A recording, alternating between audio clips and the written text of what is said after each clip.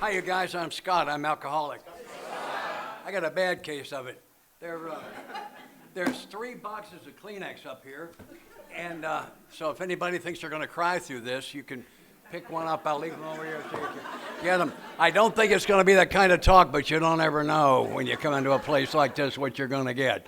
So I would first like to say thank you very much to Neil for inviting me, to Jeremy, who's been a very, very fine host, and to all the rest of you for just coming.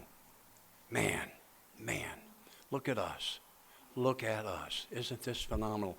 For those of you with less than 30 days, you're the ones I came to talk to. And I mean that with all my heart. What a blessing it is for me that you are here. I'd like to open by inviting everyone to invite God to the meeting. I got this from Lois Wilson. Just in case you don't have a God, borrow mine. I recommend him very highly. He's got a great sense of humor. If you don't think so, look around the room.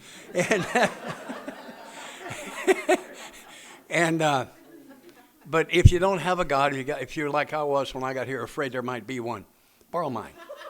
I recommend him very highly. And address him as the God of Scott's limited understanding, because that's about as far as that's ever going to go. And so I'd like to just do that. And I'm going to step out of my shoes up here because we invite God, and my feet could be on holy ground. And I'm going to try to carry that in my heart when I'm here. Let's take a moment to acknowledge the presence of deity.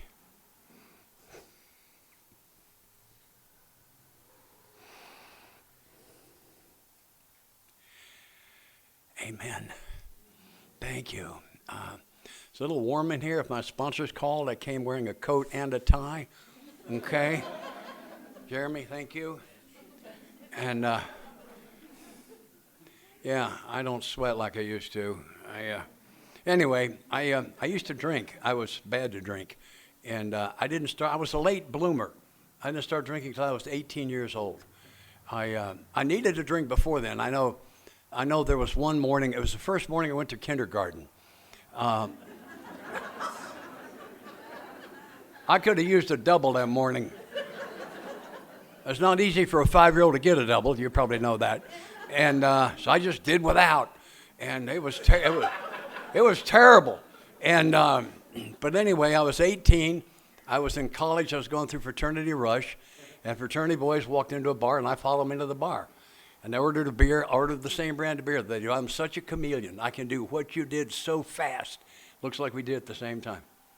We start drinking this beer. I do not like the beer. I do not like the taste. I do not like the way the foam feels. I don't like anything about it except I'm doing it with these guys. And I'm hyper vigilant. I'm watching them like a hawk. And I'm drinking at the same pace they are. As we approach the bottom of this beer, I'm thinking, let's pay these nice people and get out of here. They ordered another beer, and I didn't fly in from Nashville, Tennessee to talk to you. I came to talk with you. Play with me, okay? So as they approached the bottom of the first beer, they ordered a second beer. Does anybody have a wild guess what I did? Very good. I'm in the right room. Yes, sir. Now, keep paying attention. The questions are going to get harder. And by the time the second beer hit bottom, I got the magic that all alcoholics understand. And the earthlings do not understand it because it doesn't do that for them. They waste every drop they drink. And I suddenly got taller. Who got taller when they drank? Taller? Come on, put them on. Who got taller? Thank you. How about better looking? Right? Pimples jumped right off. Right? Expert on many subjects. Right? We have experts. I am expert on subjects I never heard of and can't even spell. Right? Fantastic dancer. Yeah, boy, you can hear the dancers. Yes, Lord, we have dancers. And gentlemen, now I can talk to the girls, right? And ladies, you can stand and listen to that crap. Right? I mean, this is the magic juice. I've been looking for it. Works for everybody. I've been looking for this all my life. And I'd paid a high price for any one of those, and did. But I hadn't got to the big one. The big one was the first time in my life something deep in my soul went, whew. And it was just okay to be Scott. Never had been. It never had been. By the time I was 5 or 6 years old, I realized what was going to be the greatest truth in my life till I'd been with you for a little while, and that's that I'm not good enough. I'm not good enough. And if I'm awake, I'm on red alert, trying to hold up the right mask to keep you from seeing the real me. My mission is to keep you from finding out who I am. Because clearly, a bunch of together people like you would not have a defective model like me around if you knew. And my job is to keep you from finding out who I really am. It takes a phenomenal amount of energy to do that. And I told it earlier today, but I know I can't be Scott, so I'm going to be the second coming of John Wayne, except for the fighting. I'm a little bit too pretty to risk this. But other than that, and so see if this sounds familiar. So this is the persona that I take on. Big boys don't cry. Pull yourself up by your bootstraps and go and get stuff the tough gets going. Never let them see your weakness. Never ask a stupid question. Get what you want. It'll make you happy. Never surrender. Never give up. No matter what. Never apologize. That's a sign of weakness. How am I doing? Pretty good, huh? Yeah. Most of us get here doing some or all of that act based on this belief, this core belief that I'm not good enough. That all turned out to be crap, by the way. It was all exactly wrong, but it's how I ran my life. And anyway, I zipped through a 4-year college and 5 years in 2 summer schools. Where are you? Come on, I know you're here. Oh, yeah. Yeah, my friend from Tennessee, right here. Trey, yes, sir. Yeah. College is a good deal. Let's stay. Yeah. And I think they finally realized I was going to keep coming back, so they gave me one of those diplomas. And I was contagious. They knew I was a problem, so they gave me one. I was gone. And I joined the United States Air Force and went to Valdosta, Georgia, where I speak the language, to Air Force pilot training. And in the second 6 months of that training, we flew the T-38, which you are all familiar with. You may not know that you are, but you are, because I know you saw the movie Top Gun. Everybody did. I've got some news for Tom Cruise. That black airplane they had the dogfight with was not a MiG. Do I sound confident? I've got over 100 missions in that plane. Don't know how many he's got. I've got well over 100. And I'm pretty sure it's not a MiG. It's a high-performance airplane. In the Air Force, that means afterburning jet engines faster than the speed of sound. Let me take you on a ride. So I crawl into that thing. I take the runway. I lock the canopy. I lock the brakes. I run up to what we call military power. It's everything short afterburner. Roll the company yards and light the burners, and you get a little kick out of that. And you like a little kick. That's why you're here. So, right? That's how you got here, right? And about a mile later, at about 170 miles an hour, which is fast for a tricycle, you think back on the stick. You don't actually move it. When you get in that plane, you adjust your rudder pedals and your seat height so that your right forearm rests on your right thigh. You got the throttles in your left hand, the control stick in your right. If your right arm's up in the air, you're all over the sky. It is so sensitive, you literally cannot fly it. So at about 170 knots, I think back on the stick, the nose wheel comes off. At about 180, she flies off. I raise the gear. At 1,000 feet, I raise the flaps, begin to apply forward pressure on the stick. I hold her level at 1,000 feet till we get to 600 knots and pull up. I'm level at 40,000 feet 3.5 minutes after I take the runway. This thing will roll twice a second. We did that. A loop is defined as a 360-degree turn through the vertical plane pulling positive G's. And this plane at 10,000 feet, I enter at about 550 miles an hour, and I pull about 5 G's. Let me tell you what that means. You're pulling 1 G right now, it's the force of gravity. At 1 G, a 200-pound man weighs 200 pounds. At 5 G's, a 200-pound man weighs 1,000 pounds. That is exactly what that means. Everything on you now weighs times 5. That includes your upper eyelids, by the way. And you will notice that at 5 G's. All right, 10,000 feet, 550 miles an hour, 5 G's, wings level inverted at 20,000 feet. Took 2 miles vertically to pull her over on her back. Lose 10,000 feet down the backside, total lap time under 25 seconds. Disney does not have that ride. And I tell you all that for 2 reasons. The first, of course, is to impress you. And, yeah, me too. Yeah, we got to get one of those. And the second one is to help you see my alcoholism and maybe yours. Finish for the day about 5:30, head to the officers club. I'm going to talk about a particular night. I used to go out to get drunk intentionally. I'm going out to get drunk tonight. And if you're not going out to get drunk, I don't want you along. You're going to be a problem later. You've been with people like that. Yeah, they should do something else. But did you ever get drunk by accident, like on the night you were sure you weren't, because tomorrow, whatever, and I probably, who got drunk accidentally at least once? Accidentally drunk. These are my people. Okay. So I do not plan to get drunk this particular night. As a matter of fact, I'm certain to the depths of my soul I will not get drunk this night. The Air Force Thunderbirds flew this airplane for 7 years. I did not fly with them. But a friend of mine are going to do their show tomorrow morning. And we're going to take the runway together. And as we come off the ground, I'm going to slide up under his tail like so. And if I could stand up in my cockpit, I can almost touch his tail. My plane is white. When we land, the top foot of the tail of my vertical is going to be black with the soot from his jet exhaust. We're going to be going as fast as 700 miles an hour, pulling as many as 7.5 Gs, doing things you can't even have nightmares about. Nobody with a brain would get drunk the night before going to do that. Are you with me? Is this making sense with you so far? Okay? All right. The questions are going to get harder. So here's plan A. All right? I'm going to go by the club and have one no more than two. No, you know the answer. So this is what you told someone on the phone. And they believed it again. That's why they have to go to Al-Anon.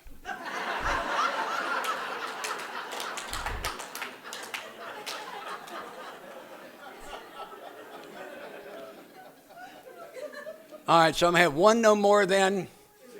I should be home by 6:30, no later than. It's good to have a plan. It is an excellent plan. We're going to call that plan A. But somewhere between the first step of the first one and the bottom of the second one, I think I changed my mind. It's not what happened. What happened was I got this craving Stoker talks about. But if your craving's being satisfied, you don't even know you have it. Yeah, but I know I said I was going home, but I'm going to watch one more quarter of the ball game, set them up again. I'll tell you what, Jeremy, rack them up. Wish you just a couple more games. 2 more over here, bartender. Plan B is a couple more. Now, I don't know when we go from plan B to plan C. I know we went to plan C, but why are they blinking the lights? So I leave the officers club at exactly 1 o'clock in the morning because a lot of pilots here. We'll talk flying later. And I drive home drunk with a hand over one eye. Where are the one-eyed drivers? Come on. Yeah. I had a guy tell me one time he was afraid a cop would see him with his eye, so he put a piece of duct tape over his. I wonder what a cop would have. And this other guy carried a pair of drunk driving glasses in his glove compartment. He spray painted one lens black. He just put those babies on and got it covered. Yeah, sir. So I drive home drunk. I walk in. My first wife rips me a new one. There's a lot of information in that sentence. Play it back. And I head into the bathroom with my after drinking chores. I told you the questions are going to get harder. Who puked at least once? Pukers. Come on, put them out. Pukers. How about out your nose? Who puked out your nose at least once?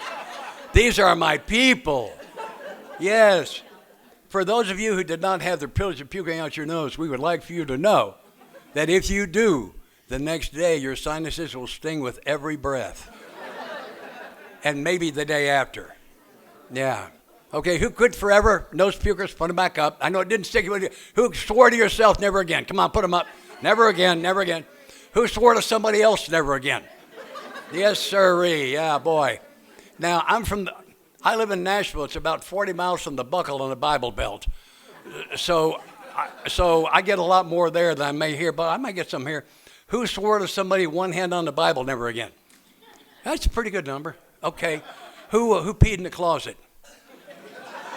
Did you really? Did you really? I never did that, and I'm very embarrassed for you. I don't believe I'd have told that in public, ma'am. I do. That's not very ladylike, and I do not think I would have told that. You might want to talk to your sponsor about the difference between sharing at a meeting and a fifth step. I cannot believe you said that. I am so embarrassed for you.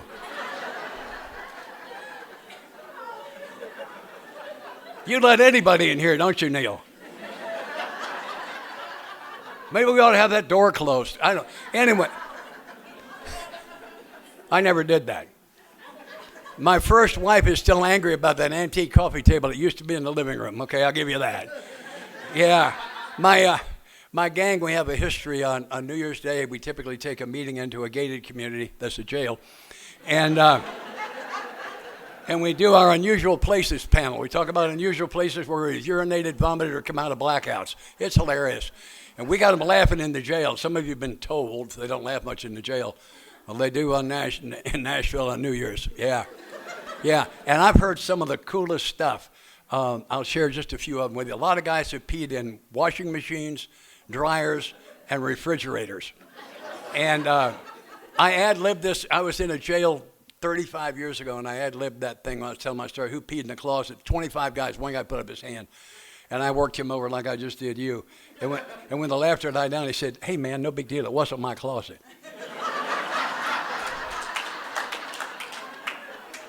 Was it your closet? At the time, yeah. I was renting it, though. We don't want the whole fifth step. Just answer the question. I knew this was going to be fun with you guys tonight.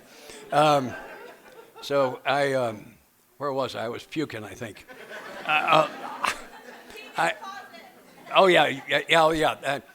A couple of my favorites. This one guy, I just got this at recent treatment center. Guy came out of a blackout on the roof of his house naked, peeing in the gutter. You can die from that one. The guy in the jail said he had crawled through his girlfriend's bedroom window. He was having a very pleasant evening when nature calls. He crept very quietly down the hall, and when the lights came on, he was peeing in her mother's dresser. Look up bad night in your dictionary. That's his picture right there. And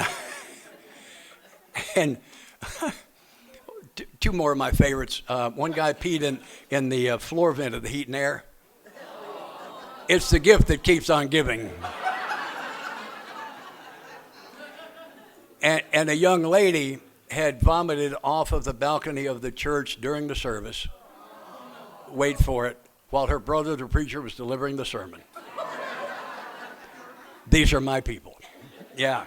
I thought the two most creative and important inventions of the 20th century, both invented by alcoholics, by the way. One was that little half-moon of carpet they put around the commode for you to kneel on. That was invented by one of our people. You know, that hard bathroom floor on those knees are tough. And that soft commode seat you could rest your head on between the heaves in there. Remember that? Those were not as cold, of course, but they were real nice. And so I'm in there puking up my toenails and quitting forever. I always quit forever. People think quitting drinking forever is a big deal. It's a hard deal. I don't think it's hard at all. I've done it over 2,000 times. I don't think it's that difficult. And I would pray the pre-AA prayer. And we're going to do it together. You guys have been good tonight, so trust yourself. You know the prayer, okay? Yeah. Let me set the scene for you again. It's somewhere between 2:30 and 3 in the morning, and I'm in the bathroom, kneeling on the prayer rug, and we're down to the point of proceedings where there's nothing coming out but noise and an occasional tear. Remember that part right toward the end? And then I would pray the pre-AA prayer. I'm going to do the first line. You do the second. Trust yourself. You know the prayer. You ready? Here we go.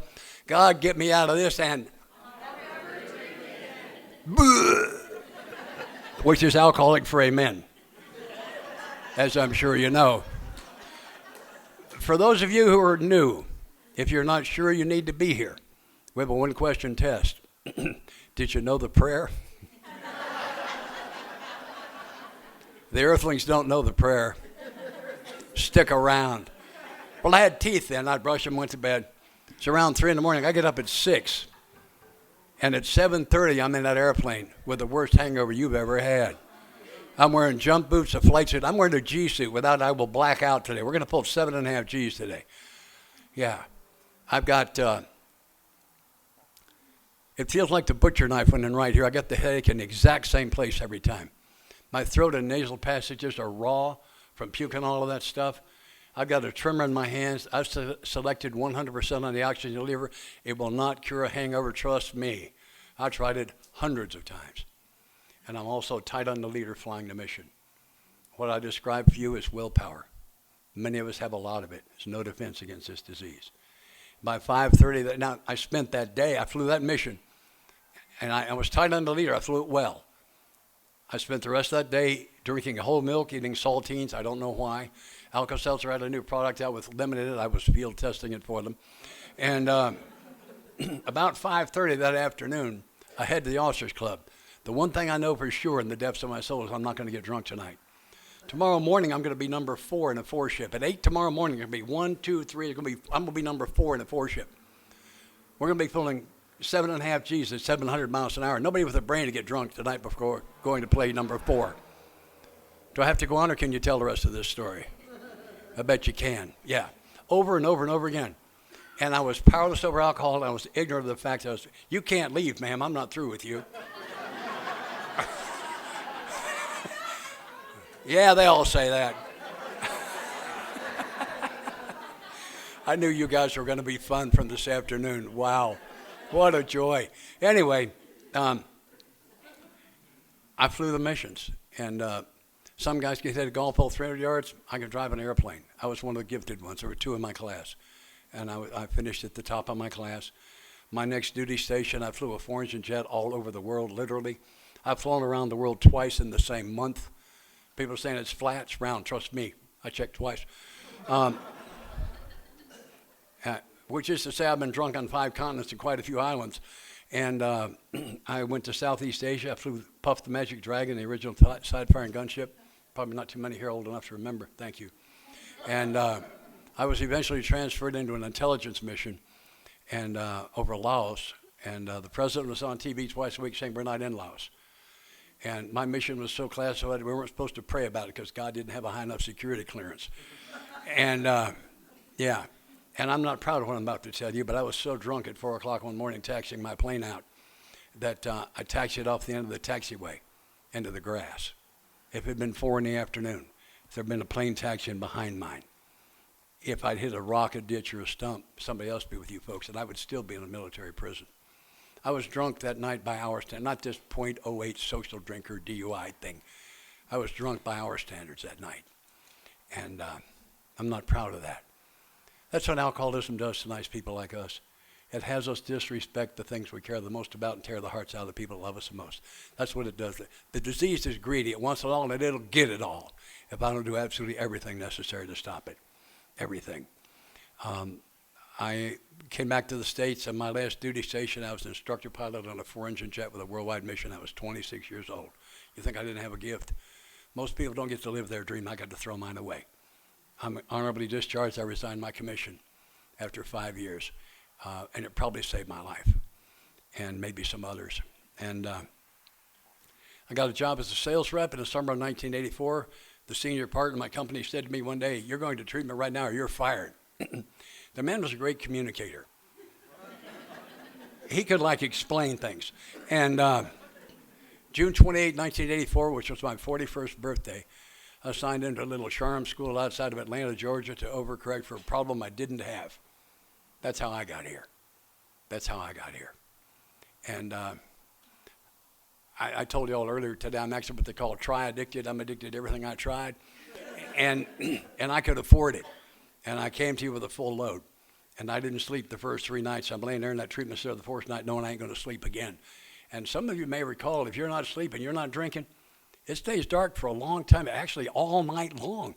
And I don't remember exactly. Lights out at 11. I got to stay there till 6 in the morning. Short bathroom break. I got to lay there. And I am bored to death. What I'm about to tell you happened to me. I did not do it. But I began to see my life as you might see a series of short movies. I've always given myself credit for my intentions. I'm probably the best intended person you're ever going to meet. I do close-up magic. And I was going to get a clown suit. And when I was on the road, instead of running the bars and chasing the girls, put on a clown suit, take my magic kit into a children's hospital, do a show. You got to admit, take a great guy, and I haven't done it yet. But, one of these days. And our 3rd step talks about a decision. For me, that is between an intention and a decision. An intention is followed by more intentions. A decision is followed by action. That's how I can tell them apart today, but I didn't know that then. But I'm laying there this night, and I can't see the intentions. It's not pretty. I began to think about the single worst thing I'd ever done. I got one stance flat alone. I'd always been able to stop it. My Tennessee neighbor, Jack Daniels, knows how to help me with that. My Spanish-speaking friend, Jose Cuervo, he knows how to help me with that. My girlfriend, Mary Jane, she knows how to help with that. They weren't there. And I'm laying there with this horrible thing I've done all over me, and I can't get anything between me and this terrible thing. Don't know how long that went on. And I eventually reached what I was going to call bottom for the next 30 years. One of the boys I sponsor redefined bottom for me. He said bottom, willingness, and surrender have the same definition. It's when someone who's qualified asks me to do something I don't like, that I don't think will help, that I don't want to do, that I don't think matters, I do it anyway. And that's bottom, surrender, and willingness. And if you don't have those, you don't have bottom, surrender, or willingness. Just because you're here don't mean you're at bottom. Anyway, I didn't know any of that at the time.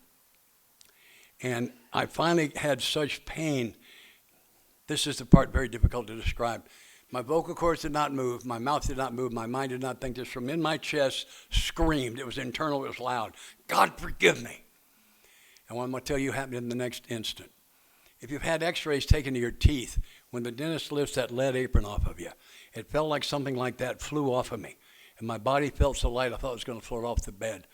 At the same instant, this magnificent white light came on, shining just on me and on my bed. And I could feel the light in every cell of my body, and I was aware of every cell of my body. And it felt so good it almost hurt, and I cannot explain that to you either. The partition about a foot behind my head came within about a foot of the ceiling. The light was coming over. It was all focused just on me. I've never seen light do that. It was doing it that night. And I knew that God was right there, and that God had the power to forgive me, and I was forgiven. I used to say he forgave me, but I don't speak for God. I'm not comfortable around people that do. I don't know if he ever judged me. I simply do not know. I know that I received his forgiveness at that point for the single worst thing I'd ever done. This is Bill's story, page 12. But soon the sense of his presence had been blotted out by worldly clamors, mostly those within myself. I don't speak for Bill either. But I'll tell you, I do not believe that event alone would have brought me 40 years of recovery. I get to tell this story to quite a few of us. And every year I have people come up to me and say, I had an event like that and I drank again after it. It was just a cornerstone. Don't feel like you got robbed because you didn't get one of those. You might not have been sick enough to need one. And I was. And that was the beginning. And I woke up. And I don't know how long I lay in the Master's presence. What we call time does not exist there. And also, by the way, with my eyes closed, I can see that room in better detail. I can see this one now, and I have 20/20 vision. And I do not know how long I lay in the presence of love. I'm not aware of anything else that passed between us. I simply don't know. I do know that at some point I must have gone to sleep, because the next morning I woke up, and I had not done that in several days. I woke up wanting to be one of his guys, and that was my first cornerstone. I zipped through a 28-day treatment program in 6 weeks flat. I've always picked things up. I think they kept me over a couple of extra weeks to help the new people. And good, I'm glad you got that. And I went back home to Nashville, where the only person I knew was in recovery was one of my customers, and I didn't want him to know. If you don't recognize that, that's newcomer thinking, terminal case. I'm going to die from what's going on in here really soon if I don't get some help with it. And I started following their aftercare plan. 90 meetings in 90 days. I went to 87. 2 of them I just don't remember. One night I'm about to go to the meeting. My son fell and injured himself. Put him in the car and went to the emergency room. And we all know that was the right thing. I thought if you missed, you just missed. Because I can't figure out all by myself that you might be able to go to 2 meetings in a single day. Because I have this minor case of terminal newcomer thinking. And sorry for the old Playmates and Playgrounds. My favorite playground in Nashville is on 8th Avenue. And I had a 2-year chip in my pocket the next time my car was on 8th Avenue. I refused to turn onto the street for over 2 years. I'm not kidding you. This is being recorded. I'm going to give you the 2 best kept secrets in AA anyway. All right, here's the first one. The directions on how to do a 4-step have been cleverly concealed in the pages of this book. It's one of our best kept secrets. And it was well so kept that the people at this treatment center did not know that. And I completed their alleged 4-step, fill in the blanks, do you still hate your mother kind of psychobabble thing. And I called down to the treatment center to Bernie, who was a counselor there. Had my big white light experience. I see that 5th-step confession. I might have to tell somebody the whole truth, who to tell Bernie. He's a counselor. And I could look at him until he's ripped out of his mind. You know what it looks like when somebody's stoned. I know you do. Face is real relaxed. You got this dumb grin. He just sort of shovels. You know what it looks like. I know you do. I did. And I asked him before I left, would you hear my 5th-step? He said, yeah, finish 4 and I'll hear it. I said, great. Thought, I'm going to do my 5th-step with this junkie. Perfect choice. 6 weeks later, he won't even know if we did it, much less what I said. Perfect choice. So I completed their alleged 4-step, called him, went down. I did my 5th-step with Bernie, which is where I began to get relief. Now, if I had been doing the actual steps, that'd be the ones out of this book, with an actual sponsor, that's when he's already done them out of this book, I would have gotten relief before then. As an aside, Bernie was not actually stoned. He was sober over 20 years. That was serenity. I didn't know what it looked like.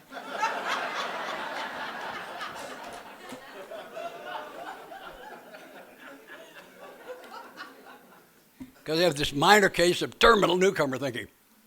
And at about 4 months, I've done everything they said but get a sponsor. All right, if you're under a year, you won't get this one. Everybody else, two-word fill in the blank. I was so insane, I was looking for a sponsor I could relate to. How insane is that? I'm a newcomer. I can't figure out you could go to 2 meetings in a day. Who can I relate to? I can relate to some other squirrel that has no idea what's going on and no hope either. Thank God I didn't find a sponsor I could relate to. We'd both be dead by now. No, not that. What I needed was a sponsor whose suggestions I would follow. Why would I do that? Because I want to look like he looks. I want to sound like he sounds. I want my life to work like it looks like his life is working. Anyway, there was a guy there, and he's sober 5 years. And when he talks, the voices in my head shut up. If you're new, I know you know what I'm talking about. That committee that meets in there, it can be adjourned. We can help you with that. And but mine was not yet adjourned. But they would sit quietly when this guy talked. We're graduates of the same school. I can kind of relate. Would you sponsor me? Says, well, we'll see. Here's your first assignment. Assignment? I thought a sponsor like a new best friend. Going to introduce me around, show me some of the better meetings, maybe loan me some money, fix my wife. We don't have time to dawn to cover all the things I was sure about that were actually wrong. That's just one of them. Anyway, I don't have time to tell it tonight. I'm not ashamed of it. It took me a week. I did the assignment, sponsor me. He said, I'll sponsor you my way. I said, what does that mean exactly? He said, you're too sick to stay sober on the fellowship of AA. You will need the program also. I got no idea what he's talking about. And he gives me the number one best kept secret in all of AA. It's the definition of the program. Now, the way we keep it secret is we read it at most of the meetings. It's on page 59, immediately before step 1, where it says, here are the steps we took, as suggested as a no steps, no program. We don't see people in and out of the program. We see them in and out of the fellowship. Yeah, the magic is in the step work. Meetings are important. The magic is in the step work. And I said, he said, you will work the 12 steps at the pace I set, the way I laid them out, or I will drop you like a bad habit because I don't work with losers. And he saw he had a huge ego to crack through, and this was his first shot at it. And he scared me so bad that the truth jumped out of me. I don't know about you, but I save the truth for emergencies. I don't spread it around real thick. And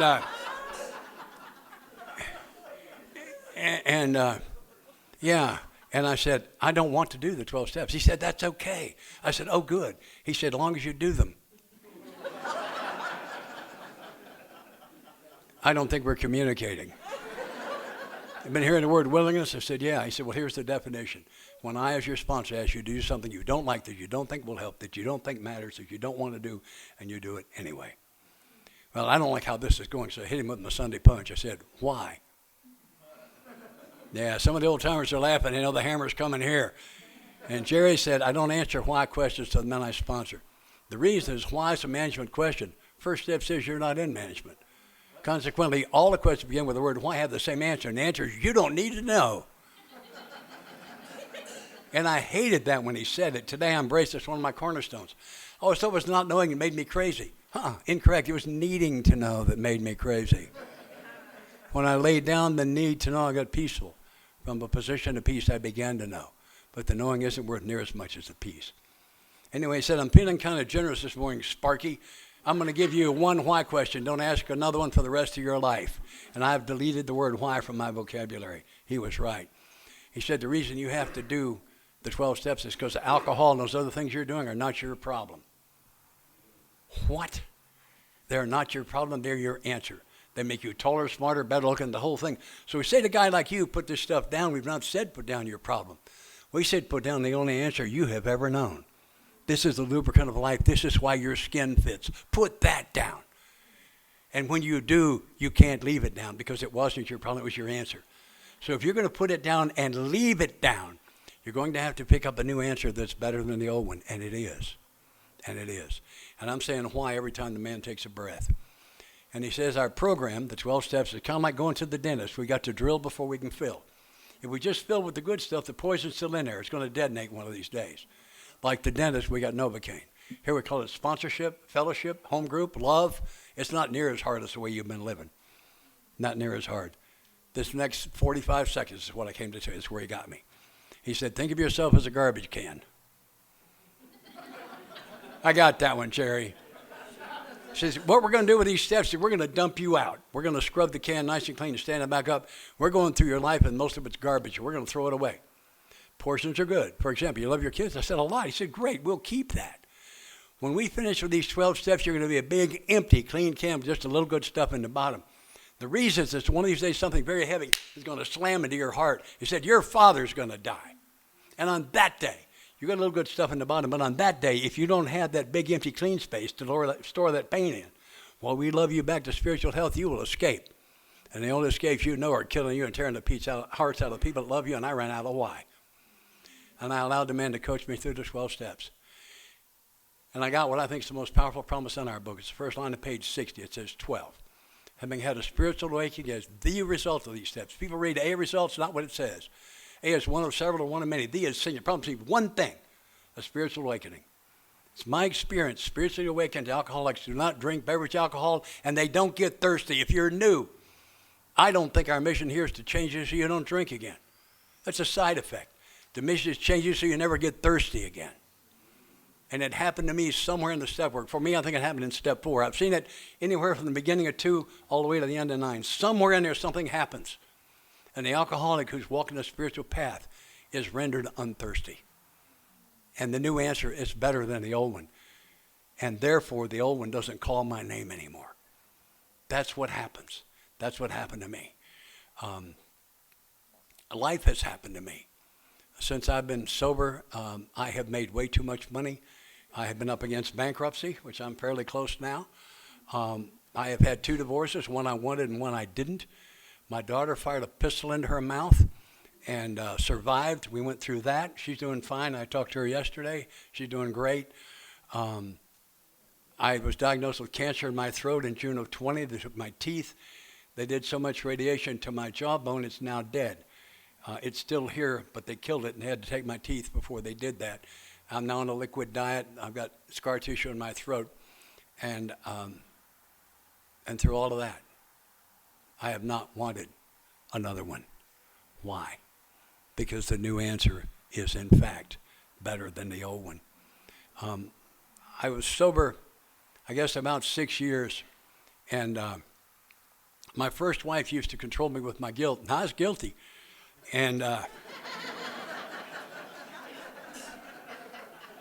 yeah, you bet.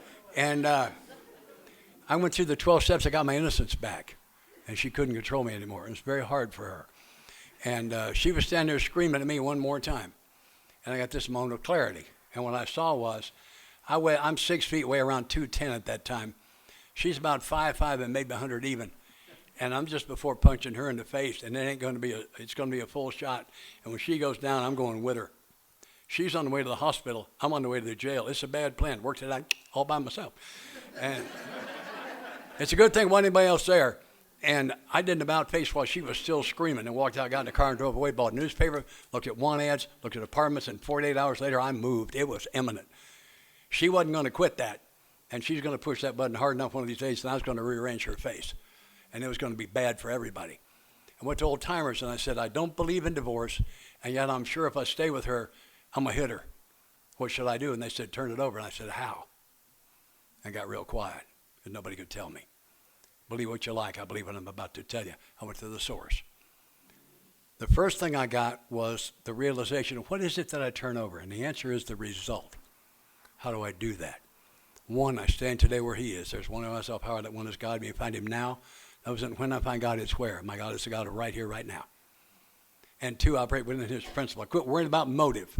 Big book on page 60 tells me very clearly I cannot trust my motives. It's good to have good motive, but principle always trumps motive. I'm just not going to have time to talk about that tonight. I wish I was.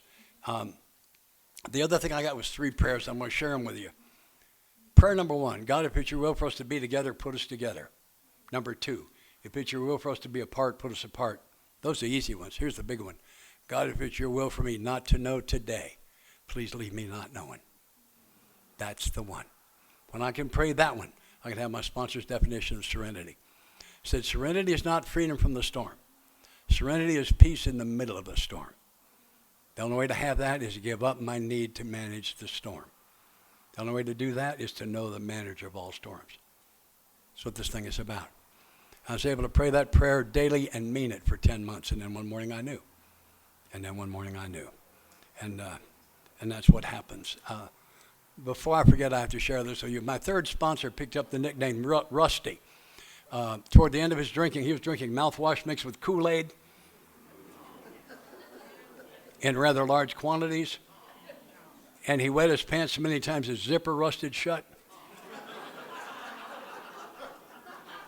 And we nicknamed him Rusty in honor of the zipper. And he loved his nickname. Here are a couple of gifts from Rusty. I'm not responsible for what I think.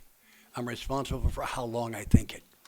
I can't keep garbage from showing up in here in my head. When it gets dirty up here, I can sweep. My favorite one, he said, in the history of this planet, nobody's ever been put in an insane asylum for being insane. Never, not once. They put us in there for acting insane.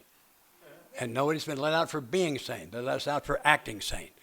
So he said, on those days when you're crazy, if you don't act on it, they won't know.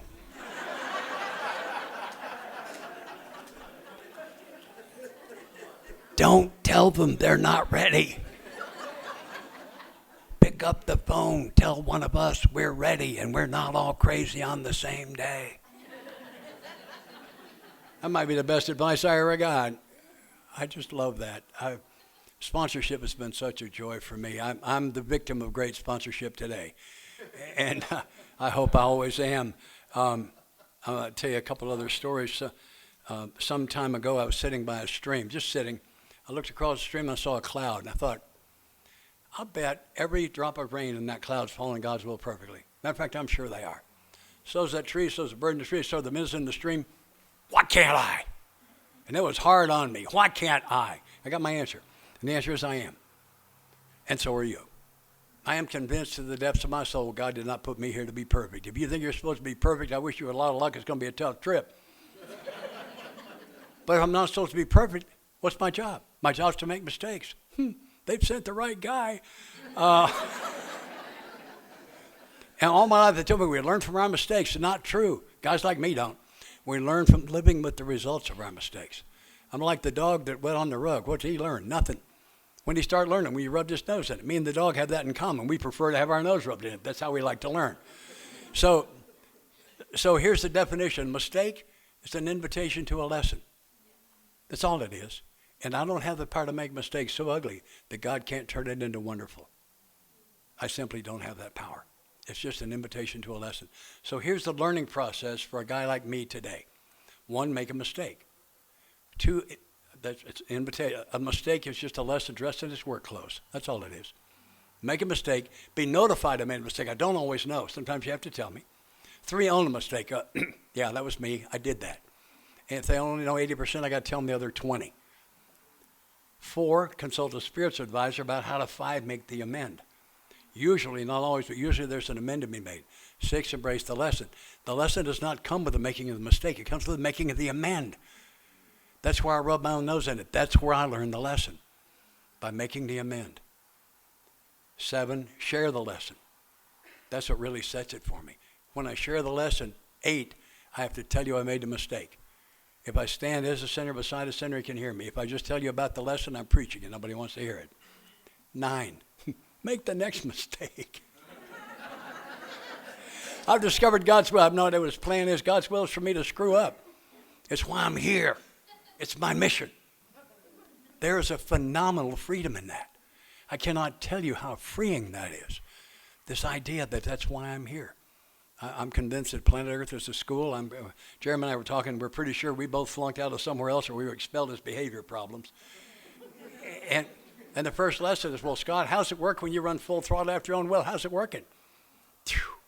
That's how I got here. That's how I got here. We talk a lot about progress. I give you a definition. Progress is making the same old mistake a little less often, or making a new and finer quality of mistake. Anything beyond that's perfection. That's not my assignment. It's just not the assignment. Yeah. So half the freedom is having my own permission to make mistakes. The other half is you have my permission to make mistakes. That includes all the men I sponsor. It includes all my family members. It includes my husband-in-law. These guys are not from Tennessee. I'm going to have to tell them, husband-in-law is the guy that's married to my first wife.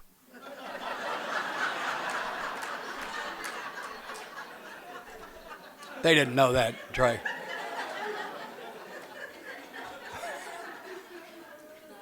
It includes Vladimir Putin. It includes some politicians in my country. I think I got their heads up and locked. It includes those of you who got your driver's licenses out of Cheerios boxes.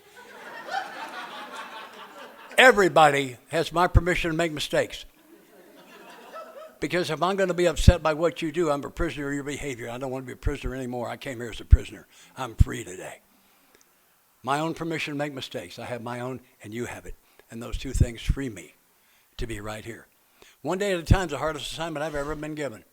I believe that. Yeah, I don't drink today. And it certainly means that. It also means live only in this day. It means to be here. I think all the good questions contain the word today, and all the good answers contain the word today.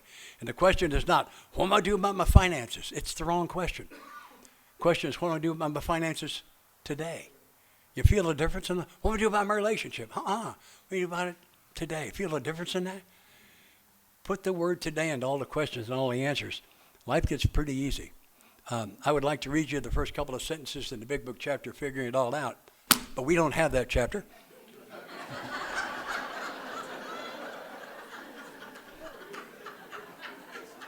So I'm not going to be able to do that for you. And what it tells me, it's not my job to figure it all out. I just need to be here. My feet could learn a lot from, my mind could learn a lot from my feet.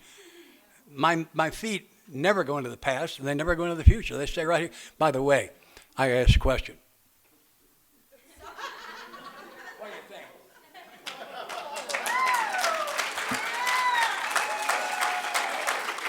Yes, sir. The socks always have to match the bow tie. Yeah.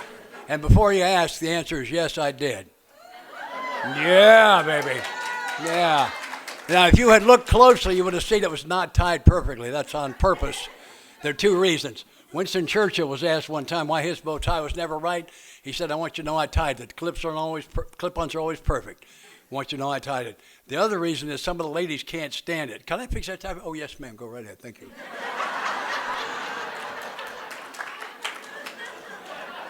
I use it for bait.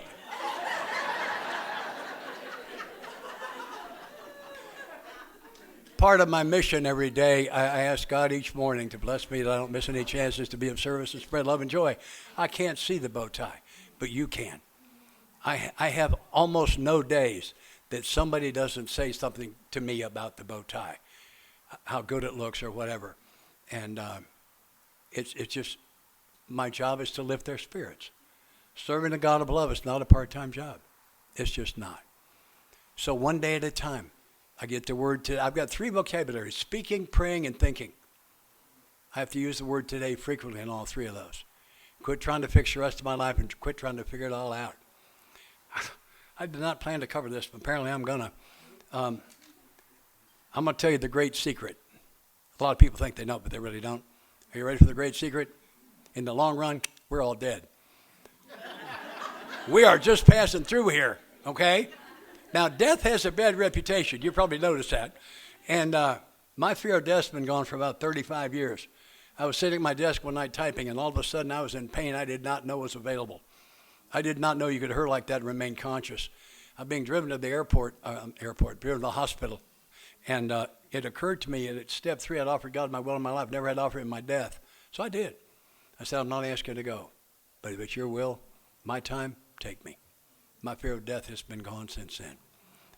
If I think of myself as this body, death looks like the ultimate bad deal. If I think of myself as the spirit that inhabits the body, it looks like moving day. Well, I'm going to move out of this beat-up efficiency apartment into a universe and more. They tell me that there's a storm on planet Jupiter twice the size of Earth. I want to see it up close. I want to know why it's there. I want to travel the stars. I want to walk through the pearly gates and hug my mother again and tell her what a great mom she was and meet some of these fine people that carried this message to me. There's nothing to be afraid of. This was invented by the same God who invented smallmouth bass, vanilla ice cream, and sex. Good job. Thank you. Right? And it is therefore good. It is therefore good. And while we're on the subject, I'm 81 years old, and I have a young girlfriend. I want you to know that. Yes, sir. She's 77. And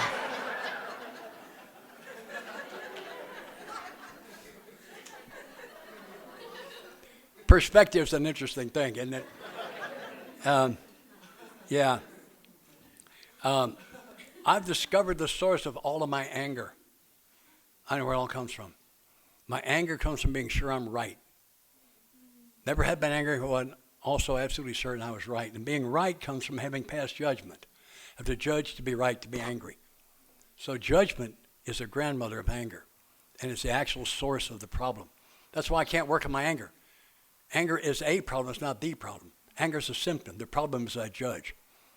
I realized that about 10 years ago. Added to my morning prayer, bless me, please. I do not judge any situations as good or bad. I've been to Russia twice and Ukraine 3 times. I know people on both sides of that war. And I cannot look at that war and say it's bad. I don't know. I don't know. For all I know, that war has turned more people toward God than all the churches in the universe. I don't know. And when I step out of the business of judging good or bad, it frees me.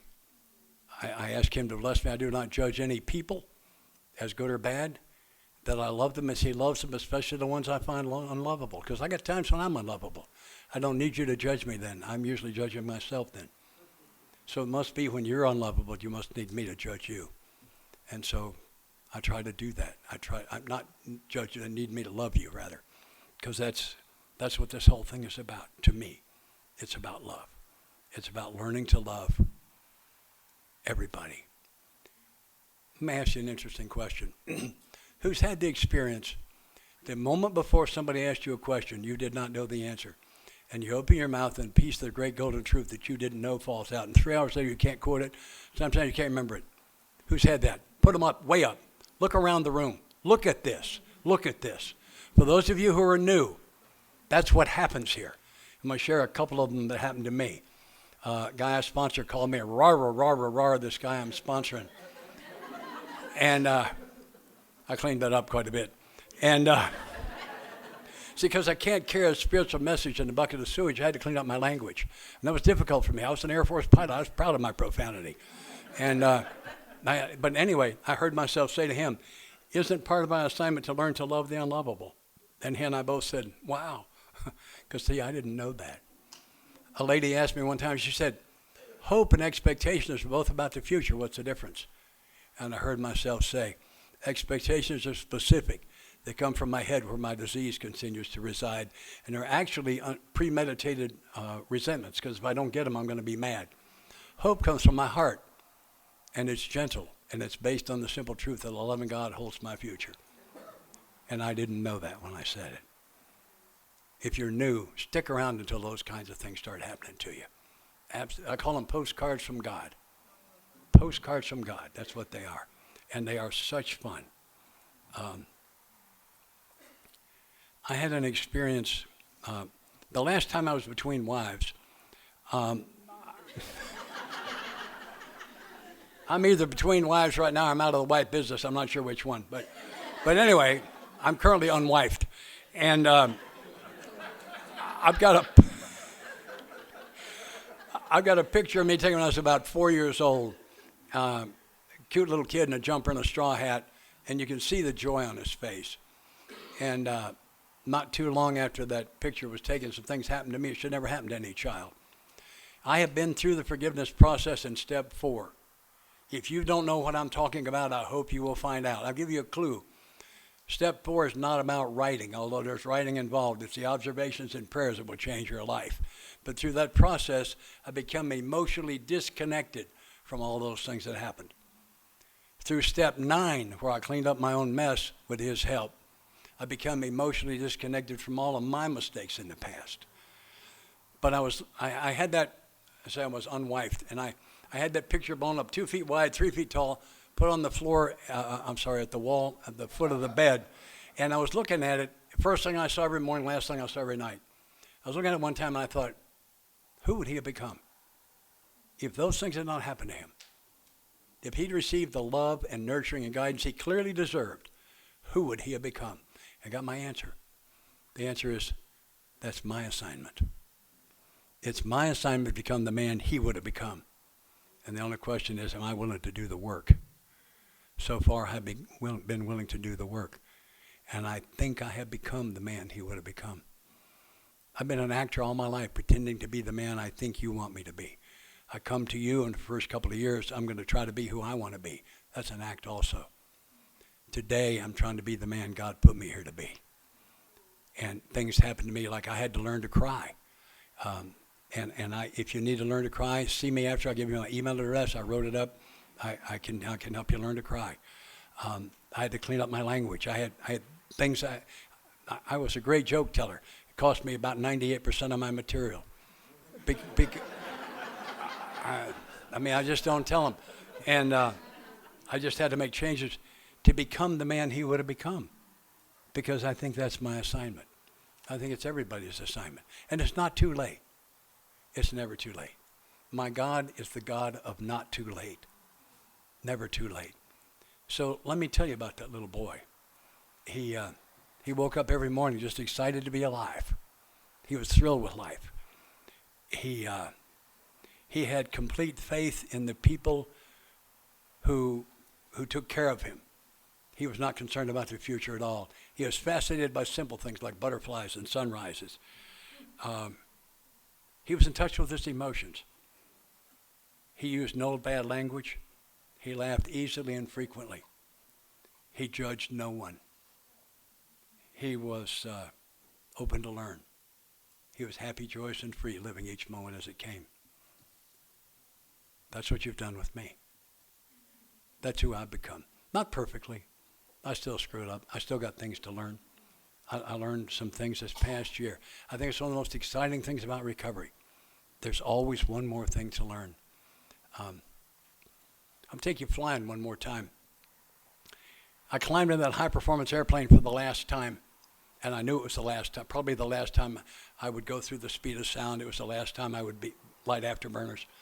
And I leveled at 40,000 feet 3.5 minutes later. And Jacksonville, I was 100 miles west of Jacksonville, Florida. And Jack's Center gave me what they call a barrel. It's a 30-mile circle around a point on the ground with an altitude block. If you're going to do acrobatics at 9/10 of the speed of sound, they have to use some room. And they gave me that circle, and they gave me all the controlled airspace, which was 18,000 to 60. What they don't know is the Air Force tells me frequently not to exceed 45,000 feet in this airplane. And the reason is because there are things that can happen in the very thin air at ultra-high altitude you will not recover from. Allow me to define not recover. That's spin, crash, burn, die, and owe them an airplane. That's not recover. But I was young and immortal, and I wondered how it would go. So I pulled the throttles back out of afterburner, because you run the afterburner at high altitude, it gets really quiet when the engines quit, because they're gonna. So I'm at military power.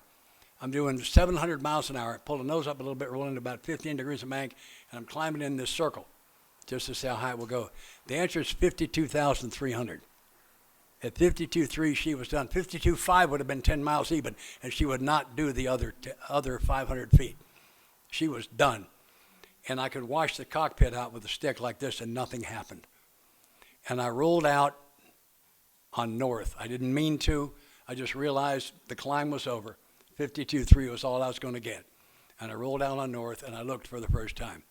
It's 9 o'clock in the morning on a clear day. The sun's coming up over my right shoulder.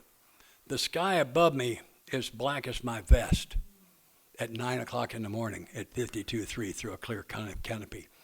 I looked out to the west, and I saw the curvature of the earth, and I didn't see it a little bit. I saw it. This thing we're riding is a ball. It's round. It's blue. It's floating there in space, held by love, I think. I didn't see anything else. I had something, a physical sensation like something warm had been poured over me and ran down me like wax down a candle. In the poem High Flight, the author says, I put out my hand and touched the face of God. I did that morning. I touched the face of God. And I love to tell the story because I see it again when I tell it. And I sat there maybe 30 seconds, maybe a minute. I was making a tremendous risk. Eased the throttles back very carefully, brought down, shot one approach, and landed. I may be the town drunk. I'm not the village idiot. I did not get around to telling them I just broke the law by over a mile vertically. I didn't quite get around to telling them about that. And I didn't tell that story the whole time I was in the Air Force. And Burke Harlan was the most spiritual man I ever expect to know. And at 8 years, I spoke at his 12-year anniversary. And I heard myself telling that story for the first time. And I said in the tongue, I don't know why I'm telling this. Of course, you do. It was my first spiritual experience. I just didn't happen to notice it for 30 years. Because I am not a skyrocket to success here. Let me tell you something. You can't do something like that and I want to do it again. And in 2004, my little business had a pretty good year. I went out to Nashville International Airport and I chartered myself a Learjet. They don't let me drive anymore. But I put my wife and 2 kids in the back. A Lear 31 will go to 51,000 feet. Would you like to know how I know that? And I'm planning to see the curvature of the earth again. Aren't you? Aren't you? We serve a big God. And I've learned to dream big. That's one of the fabulous gifts I've been given. I've learned to dream big. I plan to see it again. I've been blessed to tears. People, they say, how are you? And I say, I'm blessed almost to tears. How are you? If it gets any better, I'm going to have to become twins to receive it all. How are you? If the genie pops out of the bottle and says 3 wishes, I have to tell him to take the afternoon off and call me tomorrow. I got none to ask for. My favorite came from a guy named Ed Mutum. I hope you know that name. Find it if you don't. And Ed would say, I would say to Ed, how are you? And he would say, so much better for seeing you. I would say that to you. I am so much better for seeing you. We invited God, and I believe he came. If you borrowed my God and you get touched here tonight, borrow him again. If you borrowed your God, or you conversed with your God and invited him and you got touched, do that. I think that's what that moment of silence is for. And I'm going to close with what I think is the most important thing that's ever been said in a meeting. I know it's the most important thing I've said tonight. Here are the steps we took, or are suggested as a program for recovery. I love you with all my heart. Thank you.